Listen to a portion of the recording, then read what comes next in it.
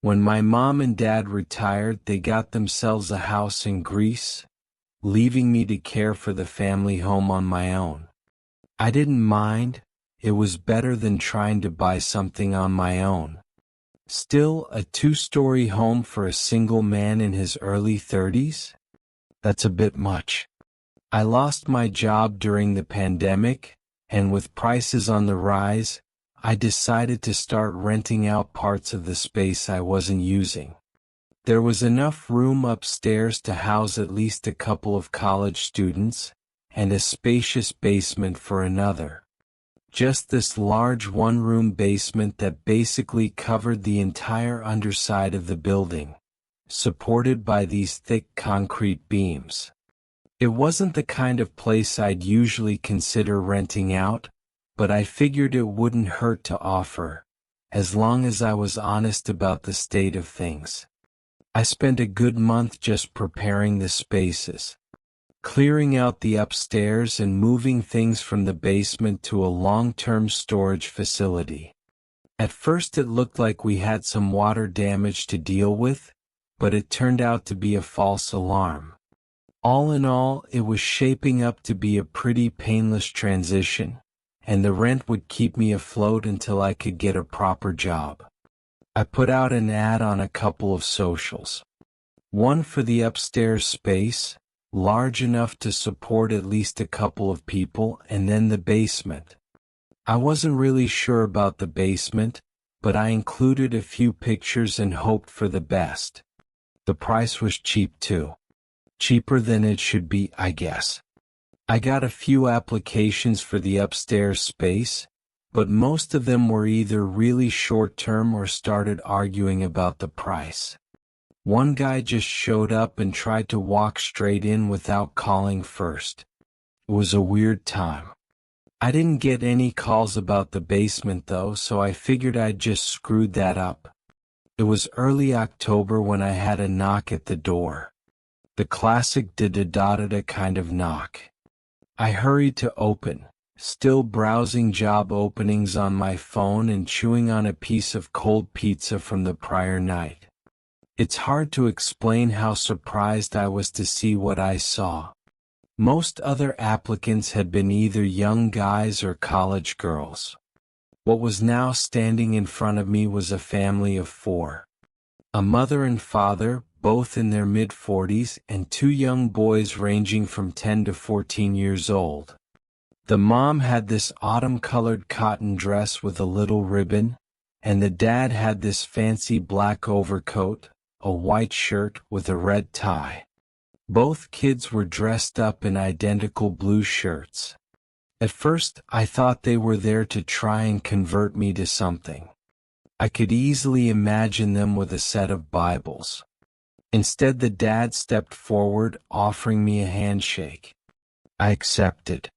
"Hi there," he said with a warm smile. "We're the Walters.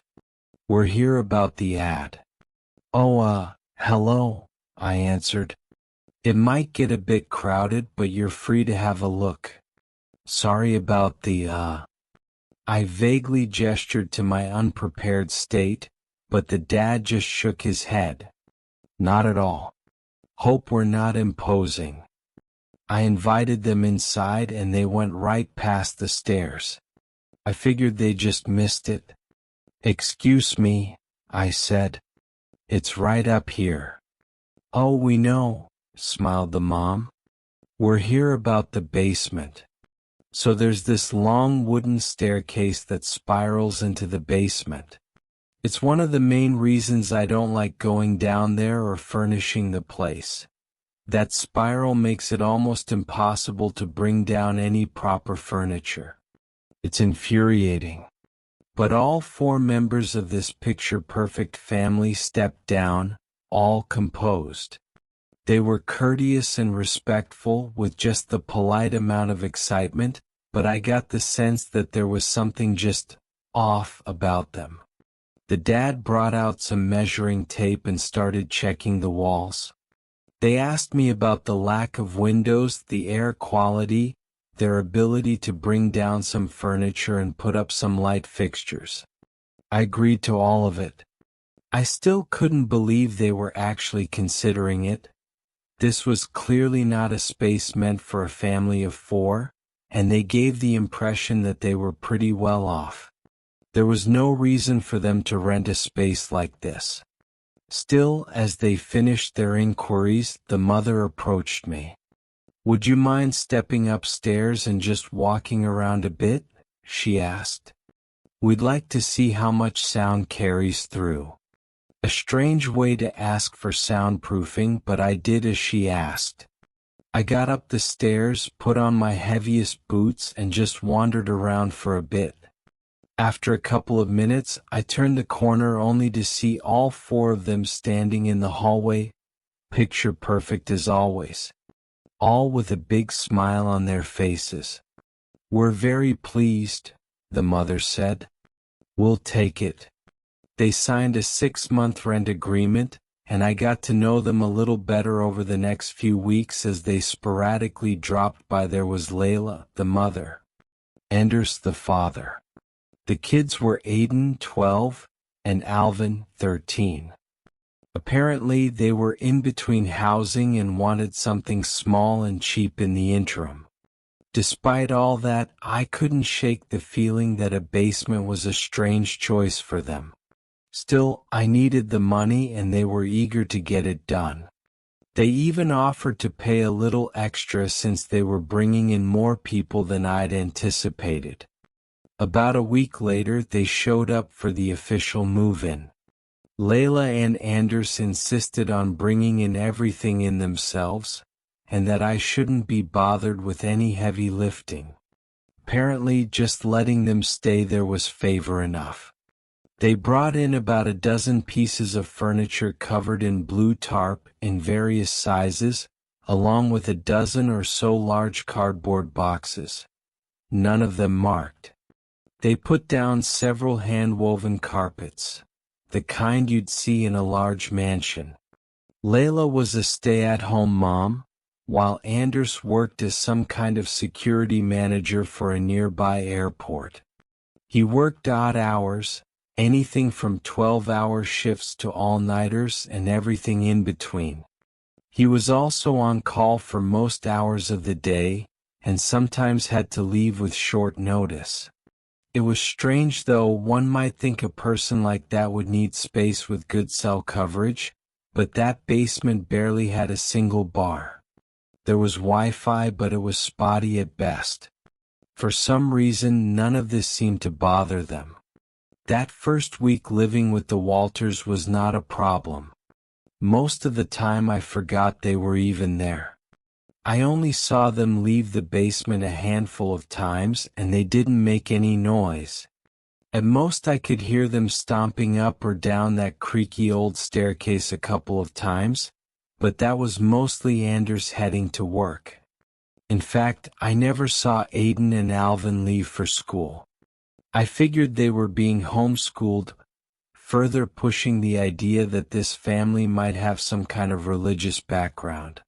Still, they were hardly an issue. I was still working hard on finding someone to rent the upstairs, but I was having no luck. I'd considered lowering the price, but after the Walters moved in, money was becoming less of an issue. Anders even suggested that I apply for a job at the airport.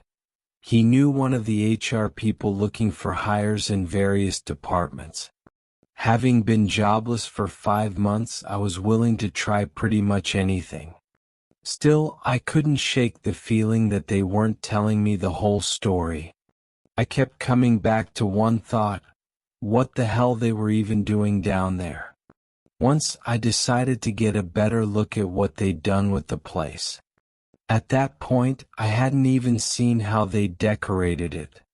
It was in the middle of the afternoon, and I had no idea whether they were even down there or not. Their car was gone from the driveway. I knocked a couple of times, and when there was no response, I used my key to get down. As I turned the corner, it was deathly quiet and completely dark. I turned on the lights. They all slept in these basic single beds, all spaced out along the easternmost wall. They had a small love-seat couch, along with a couple of basic plastic chairs facing a thick old TV placed against the wall. There was an empty bookshelf and a couple of scattered carpets along the floor. I could see a few open boxes. There was a bathroom next to the staircase, but it looked unused. No toothbrushes or anything. It took me a few moments to realize that I wasn't alone. The entire family was standing in a line along the southernmost wall, furthest away from the staircase. They were standing in order of size from tallest to smallest, remaining perfectly still, just looking at me. It wasn't until they noticed me seeing them that they reacted. They all looked up at me, putting on a friendly smile. "Can we help you?" asked Layla. "I hope we didn't make too much noise," continued Anders. The kids just nodded in unison. I took a good look at them, but I couldn't figure out what I was looking at. I had no explanation for their behavior. "Sorry, I was just gonna check the water pressure," I lied. "I tried knocking." "That's all right," smiled Anders. "Go right ahead." Walking back up the stairs, a thought hit me. If they were all down there, why was their car gone? Who'd taken it? I had a number of strange interactions with them over the next couple of weeks. For example, I once found Aiden, the younger of the two brothers, standing in the kitchen. He wasn't doing anything in particular, just standing there, staring at the spice rack. When I asked him about it, he just said he wasn't doing anything. After a while, he turned on his heel and ran back downstairs. I didn't see it, but I heard his little feet thump all the way down the staircase. Another time, I saw Layla standing in the open doorway, leading to the basement. She was just standing there, hand on the doorknob, looking right at me. I said, "Hello," and she said it right back, but she wouldn't let me out of her sight. When I finally passed from her view, I could hear her running back downstairs. Not just hurrying, running. Another time, I saw Anders in the car out on the driveway. I saw him from the upstairs window, just sitting there, hands on the steering wheel, for a good 15 minutes. No radio or nothing, just him alone in his car. But the strangest interaction came one night when I was going to the kitchen to get a Coke. I spotted Layla standing in the kitchen, fridge wide open. I could see her silhouette illuminated by the fridge bulb. Her long black hair wet from a fresh shower. Standing in a hastily tied bathrobe, her feet bare. At first I didn't see anything strange, she was just standing there. She wasn't getting anything, it was more like she was bathing in the light. I thought about calling out to her, but something about her demeanor made me want to sneak back into my bedroom. Then I saw it. There was something wrong with her ear. Her left ear was about 3 inches higher up than her right one, without her bending her neck. Her scalp seemed lightly tilted, and there was something about the way she moved her fingers that didn't look natural. They pointed in different directions, like her hand was ever so slightly fractured. I just stayed there for a while, looking at her from a distance, watching her shoulders rise and fall as she took deep breaths, inhaling the cold. When she turned my way, I only saw her for a moment, her torso moving first, and her legs following like a stilted claymation puppet. I managed to slip around the corner and heard her rush back towards the basement, her feet tapping against the hallway carpet in an uneven rhythm. When she got to the door, she stopped. I was leaning against the wall, listening from the other room. I heard her step around for a bit, then there was a snap. A popping limb, something finding its way back into a socket. Her steps resumed a natural pattern as she hurried downstairs. I just stayed there for a while trying to keep calm. For all intents and purposes, I might have just been seeing her in a weird light. It was dark and I was sleepy.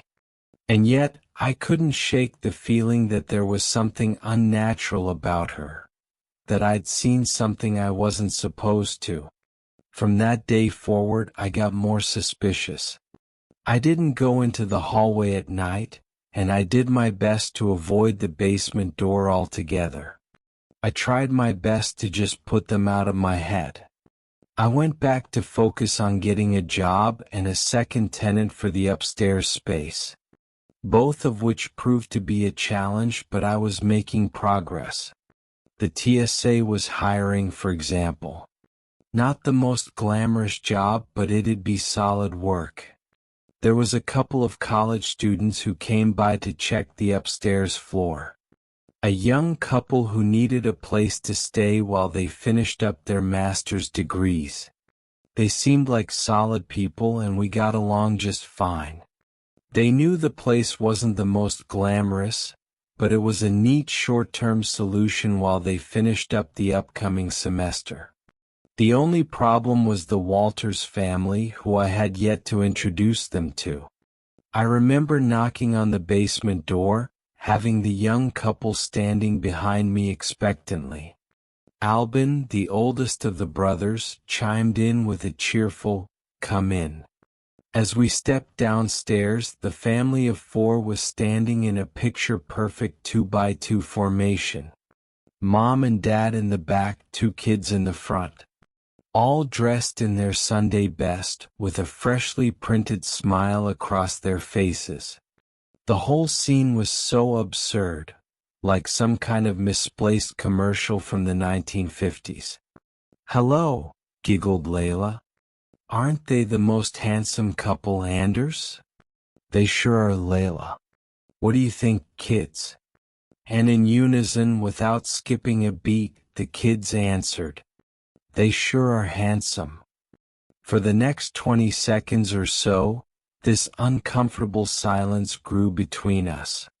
The Walters just stood there, smiling at us, waiting for some kind of response. I wanted to say something, but I couldn't help but to feel that I was missing something obvious. Was Layla's eye color a bit different? Was Albin's face a bit lopsided? Was Anders missing a finger, or did he just stand in a weird angle? Maybe they'd been strange all along. Maybe it was only now that I was seeing it. When we finally parted ways, I followed the young couple outside. They both turned to me, their faces ashen. One of them just stuttered, but the other managed to form a few words. "We're not one to judge," she said. "But those people give me the creeps. You won't be seeing much of them, they dash." "Yes, see, that's my point. Who does that? What kind of family willingly lives in a basement? It's only a temporary measure. I assure you they dash." By then the other chimed in. "What's with the boxes?" he asked. "What's in them? Personal keepsakes, clothes, that kind of stuff?" "No, I mean, the box that moved. The blue one." The discussion died down and they said their goodbyes. I got the feeling that they wouldn't be returning anytime soon. Still, their words lingered in the back of my head. A box that moved? Really? How'd I miss that? After countless sleepless nights, I decided to finally get some answers. I had to take a little risk and figure this out once and for all. So one day I slipped a note under the door, informing them that we needed them to clear out the basement for one afternoon while a plumber did some repairs. I looked up a few plumbing things on Wikipedia and referenced a real company, making it look all official and stuff. Later that day, Layla and Anders dropped by, holding hands, telling me that they'd be sure to be out for the day. "Maybe we'll go to the zoo," smiled Anders. "Don't you have work?" I asked. It comes and goes, he laughed. We're very fortunate. Very fortunate, agreed Layla. So very fortunate. At the designated time, the family was out of the building. They went for a drive in Anders' car, promising to return shortly. I told them it wouldn't take the plumber more than an hour. They seemed a little suspicious when they hadn't seen the actual plumber show up yet, and they let that suspicion hang in the air. Finally, I just straight up lied, giving them a fake name and asking whether they wanted me to call him. Layla didn't call my bluff, luckily. But as they pulled out of the driveway, I could tell I was sweating. I didn't even know what I feared, but my mind kept returning to that night when I'd seen her standing in the light of the fridge. I had no idea what they were hiding or what they might do if I found out about it, but there was a part of me that just wanted to get into my car and drive, and another part of me telling me I was being silly. When they finally drove away, I wasted no time. I hurried downstairs, turned on the light, and started to go through their stuff. It was an invasion of privacy. Probably illegal. But if I wanted to sleep soundly again, I had to have an idea about why they were being so goddamn weird. There were a lot of oddities about their space. For example, all their beds were perfectly made, like no one slept in them. Most of the couches and surfaces were covered in dust. I could tell the TV hadn't been on in a long time. It wasn't even plugged in. There were no phones or phone chargers. No laptops or desktop computers. Just a bunch of boxes and underutilized furniture. I did find a Polaroid camera though, at least 30 years old. I started checking their boxes. Just clothes, it seemed. All variations of what I'd already seen. Identical sets of shirts, pants, dresses, and shoes. At least 4 boxes worth. One box was just full of accessories like earrings, necklaces, glasses, hairspray, and fake nails. Another was full of decorations and knickknacks. Porcelain dogs, family photos, dried sunflowers and roses, both with strange colors and fancy vases.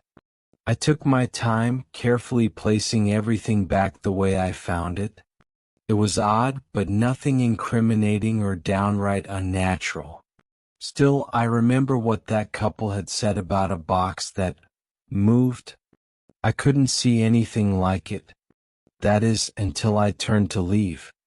Right by the side of the stairs, resting next to the pristine bathroom, was a large blue styrofoam cooler. It was the kind of thing that kind of blended into the background like it had always been there. Still, I could clearly remember not owning one of those things.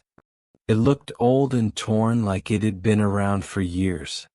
And maybe I was imagining things, but it looked like it was moving, pulsing, pressing against the surface, making little plastic squeals. There was a sound coming from it, like a low guttural growl pushed through a thin pipe. A sharp, rhythmic noise. It made the cooler rattle and shake, ever so slightly. I froze, hoping it would quiet down. I held my breath and waited for it to settle. I slowly stepped back up the stairs. As I rounded the corner and lost sight of the cooler, I heard the styrofoam cover pop off, and the sound became clearer, a loud growl, shifting in pitch from high to low. Like a singer doing some kind of sick vocal warm-up, trying to find the right pitch. Then something hit the floor with a painful yelp. I stopped dead in my tracks, trying to identify the sound.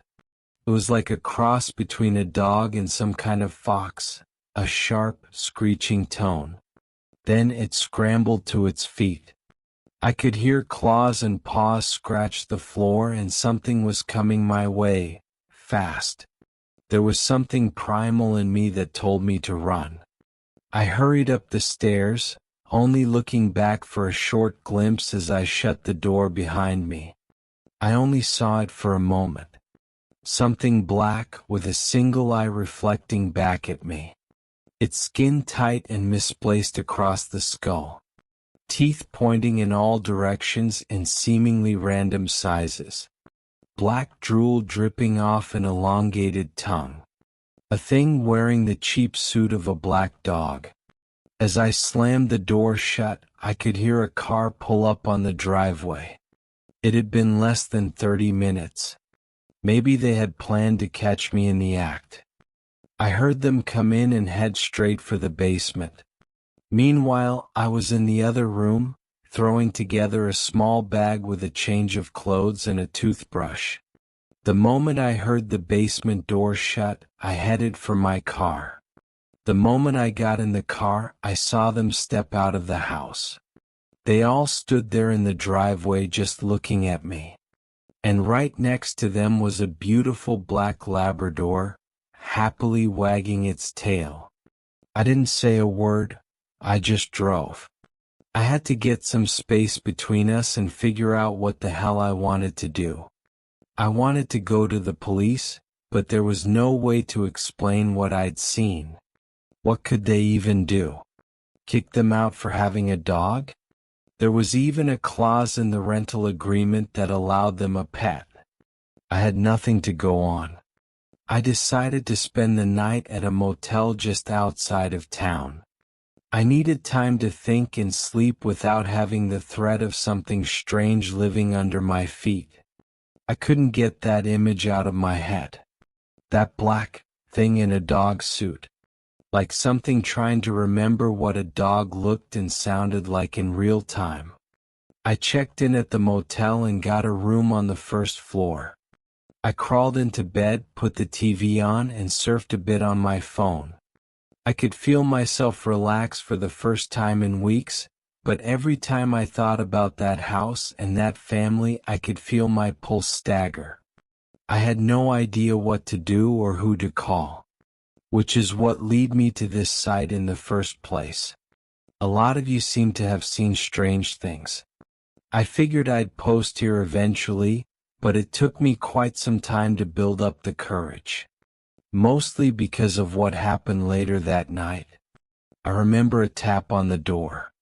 I must have dozed off. I hadn't turned the TV off or brushed my teeth. I just woke up with this sour feeling in my stomach, that something was terribly wrong. I had closed the curtains so I couldn't see who it was. I thought about hiding under the bed or locking myself in the bathroom.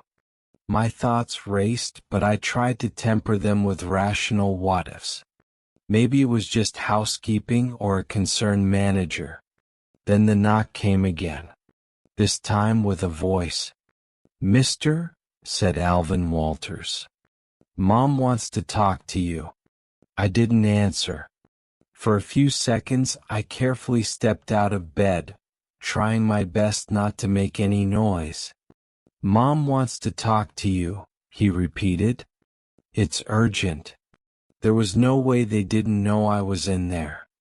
They knew and they wanted something. And whatever it was, I didn't want to find out.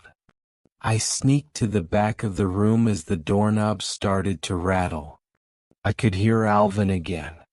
This time, his voice shrunk to threatening lows, like the dark growl of an adult or elderly man. "Mom wants to talk to you." I pulled open the curtains to a window facing the back of the building. I figured I could climb out the window. But as soon as those curtains opened, my heart skipped a beat. Right there was Anders, the father himself, just inches from the window. Standing straight with his neatly tucked shirt, illuminated by the sharp light of the single TV screen.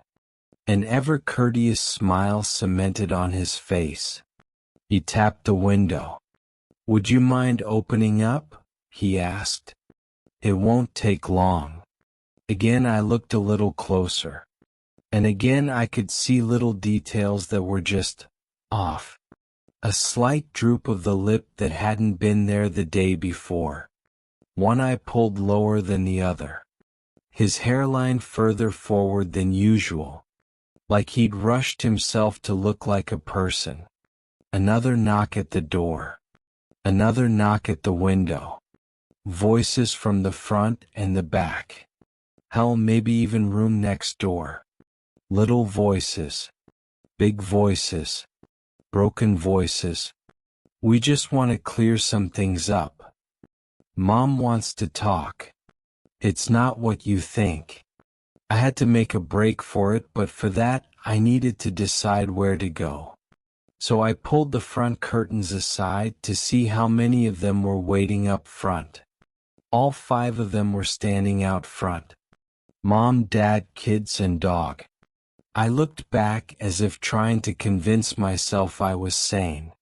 There were 2 dads, and none of them looked right. Further down the street in their car, I spotted 2 more kids identical to Aiden and Alvin. Both with little quirks, like they weren't fully formed yet. A loose jaw, a strange eye. One of them had a wide bald spot. Stepping out of the motel manager's office, I saw another Layla. This one with a deflated arm and a paralyzed face.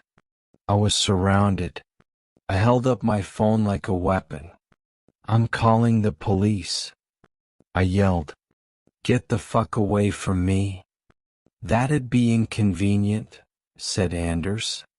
And you'd be dead, added Aiden. Long dead, chuckled Alvin, his voice not tuned right. The doorknob rattled again. More forceful this time. I could feel my pulse rising, my breath growing short. I looked back and forth, seeing the Anders at the back window trying to figure out the lock. Only now did I see that one of his fingers were nothing but bone. How about a trade? Suggested Layla. Something for everyone. What the fuck are you talking about? Go inside that bathroom of yours. Grab a piece of tissue and chew on it. Then drop it out the window. What? I couldn't understand what I was hearing. It's like the words were there but didn't make any sense to me. We're gonna need a new suit, said Layla. You will do. You're not fucking wearing me. Oh, we'll leave you alone. And you'll leave us alone. Because if you don't, people that look like you are gonna start doing some terrible things. Aren't they, Anders? Oh, they are, Layla, said an Anders. Terrible, terrible things. So that way we can all walk away. You'll never see us again and we'll leave you be. I tried to wrap my head around it. They were gonna make suit out of me like they'd done with that dog and with that family. There would be someone looking like me walking around out there. Something vile. But what choice did I have? I stepped into the bathroom and chewed up a piece of tissue. I spat it out and moved to the window. The family stepped back. I clicked the window open and flung the piece of tissue out with a flick of the finger. Layla picked it up and met my eyes with an unblinking gaze. With one clench of the fist, she grabbed the top of her head and pulled. Her entire face lurched backwards, her lower lip reaching all the way to her eyebrows. Underneath was just this black sludge, covering what looked like a deformed skull. She was like a walking oil slick, completely midnight black and slick as water. She pushed the piece of tissue inside herself before pulling her face back down. It took her a few seconds to realign, but she just couldn't get it to look right. She coughed a little. She waited. She nodded. And when she looked back at me, she did so with my own eyes, speaking with my own tongue. Thank you, I heard myself say. I think this will work out for all of us, don't you? I couldn't answer. I couldn't think. I just closed the curtains and scrambled backwards. I heard a car pull around. I heard rustling in the bushes out back. And from afar, I could hear my own voice a final time. "We'll be gone by morning," it said. But we're never far away. A car drove off, leaving me in stunned silence, my mouth dry from hyperventilating. The next morning they were gone. The basement was empty, and they even left a thank you note. Attached to it was a Polaroid picture of a happy family. A mom, a dad, 2 kids, and a funny uncle. One that looked exactly like me. I have been contemplating on whether to share this for some time, knowing what they could do. But I believe they're not technically proficient enough to find this, and I've omitted a lot of details. I just need to know if anyone has met something similar, and if so, how you managed to put it behind you. Are they still out there? Are they watching me? How many suits do they have? I've wanted to just put this behind me and pretend it never happened, but it's getting harder and harder. Every now and then I see someone that looks vaguely like them. An Anders with a different haircut. A Layla that's slightly younger. School photos with an Aiden or Alvin but a different hair color. And a few weeks ago I got a call from a friend, mentioning how they'd seen me in the local newspaper. Only thing is, I've never been in it. I've considered moving somewhere far, far away. But first I just need to get this out. I need someone to believe me. The real me and not the me you might see in the papers.